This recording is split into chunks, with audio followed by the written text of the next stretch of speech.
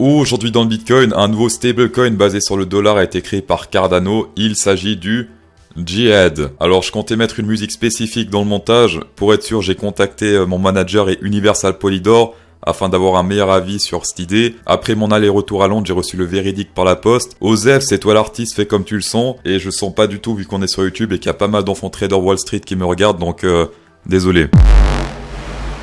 On va commencer par le Bitcoin en mensualité durant ce bear market. C'est la première fois maintenant qu'on a ravalé plusieurs bougies rouges en une seule clôture. 3 bougies rouges d'un seul coup.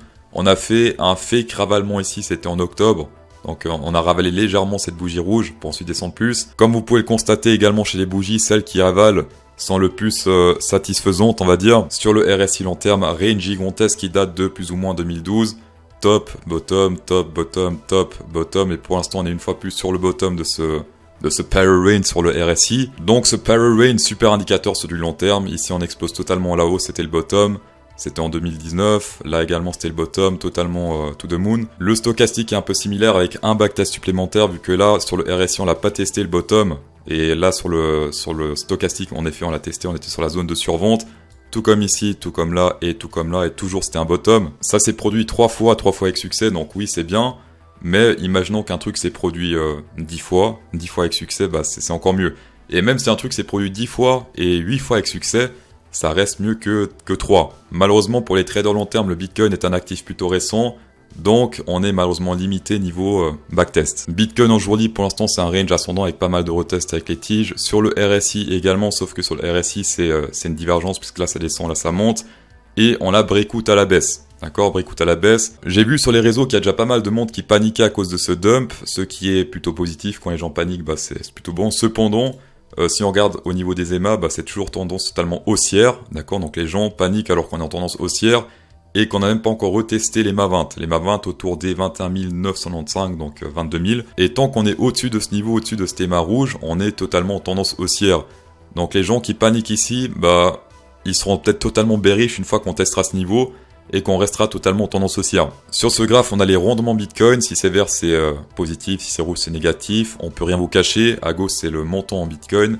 Et on peut voir que pour l'instant, c'est très rentable. On va dire, les gens sont en gain puisque c'est en train d'exploser ici. C'est la première fois qu'on explose autant durant ce bear market. On est littéralement sur des niveaux de bull market, tout comme ici en 2021. 2 fois ATH, on est plus ou moins sur le même niveau selon moi. Souvent dans cette zone, entre la 3 et la 4, c'était des zones où il fallait prendre ses profits ou shorter, tout comme ici en 2021. Là c'était un petit dump, là c'était un gros dump. Ici, exception durant ce bull market où on explosait alors que le truc était explosé également. Ici on était sur l'après-Covid, très élevé, et ensuite pas mal de range, donc prise de profit ou simplement être plus patient. Ici également joli pump, et ensuite on se répète la gueule pour monter toujours plus haut. Pour les personnes qui veulent rentrer ici, bah vous avez loupé le train, tout simplement, il faut attendre une correction ou bien... si vous n'avez pas de chance, ça va se produire comme ici en 2021, on explose totalement. Mais niveau backtest, c'était quand même plus des zones de correction que de FOMO. Ce que j'aime moins en 4 hour candle, c'est cette fameuse cassure sur le RSI, vu que pas mal de supports dans le passé, et maintenant la pété à la baisse, ça devient une résistance. Résistance, c'est beaucoup d'ordres de vente sur ce niveau, pour aller toujours plus bas. D'accord. Et d'ailleurs on a fait le retest ici, pétage, retest, et théoriquement c'est pour aller plus bas. Cependant, le seul truc qui peut nous tenir encore, c'est cette zone de volume qui est énorme. Le 0,382, et si on pète selon moi ce 0,382, clôture à la baisse, et bien hop, retour, au moins ici 0,58, zone danger, donc autour des 21 571, ce qui correspond également, il me semble, à l'EMA 20 sur le jour-lit. Niveau sélection naturelle, c'est Dubaï, on dirait, vu que là, autour des 20 000, 21 000 plus ou moins, énorme sélection naturelle. Donc là, les shorters, ou plutôt les longers, se font sélectionner sur ce niveau. Au niveau des shorts, pas grand chose si on compare à ce Burj Khalifa là. Why not pour sélectionner pas mal de leviers. Pour ceux qui veulent savoir, 21 000, c'est plus ou moins ici. Les whales et les planctons, pour l'instant les whales sont soit en short, soit ils ont pris leur profit, puis ça fait que descendre depuis pas mal de jours, les marrons. On voit également que beaucoup de volume de vente s'est installé à 24 000 $. On voit que ceux-là sont pas intéressés par acheter parce que dès que le prix s'approche, hop, le truc s'éloigne. Le volume pour l'instant pas mal jusqu'à 24 000, mais également jusqu'à environ, je dirais, 22 000, pas mal de rouge également à la baisse. Donc, les deux côtés peuvent être intéressants, mais niveau levier, c'est plus intéressant quand même au sud pour l'instant. Si vous êtes un trader expérimenté grâce à mes partenaires, vous pouvez checker jusqu'à 38 500 $ sur Bybit, sur BitGet et sur Binance. Sur Bybit jusqu'à 30 000 $, par contre, il faut faire pas mal de dépôts pour recevoir tout ça. 3000, levier 4, dans ce cas, oui, vous pouvez checker les 100. et ainsi de suite. Et pour ceux qui n'ont pas autant de budget, vous avez BitGet qui donne avec moins de budget, par exemple 1500 vous déposez et vous recevez 60, 3000 vous recevez 110 et ainsi de suite, jusqu'à 8000.